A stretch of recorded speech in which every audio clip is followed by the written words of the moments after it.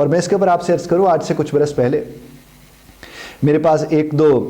قاری حضرات تھے، قراء تھے، وہ وہاں سے USA سے تھے.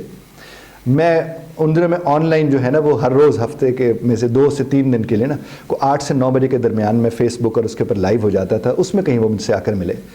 اور میں چونکہ نبی کریم صلی اللہ علیہ وسلم کے حوالے سے بھی میں بات کیا کرتا تھا، جو کہ میرے پاس فورن کلائنٹ تھا، میں ان کے ساتھ بات کرتا تھا.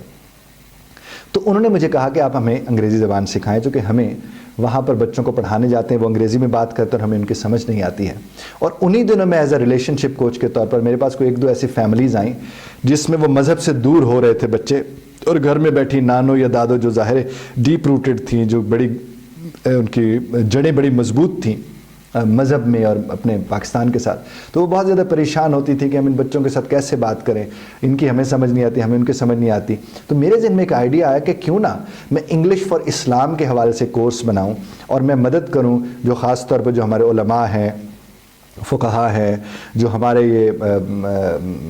قراء حضرات ہیں، ان کی میں جا کر خدمت کروں، سجادگان ہیں، کیونکہ یہ لوگ کہیں نہ کہیں آپ کے ہمارے حوالے سے مذہب کی ایک تصویر پیش کر رہے تھے دنیا کے آگے، اور اگر انہیں انگریزی زبان آتی ہو تو یہ ان تک بھی اپنی تصویر کو بہتر طور پر پیش کر سکتے ہیں، جو جن کو یہ اویلیبل تو ہے، جو ان کے ساتھ عقیدت محبت کا رشتہ رکھتے ہیں، تو بڑا بہتر میسج دے سکتے ہیں. تو میں نے جب ان کے ساتھ بات کی، تو میں نے قاری صاحب 2 تھے،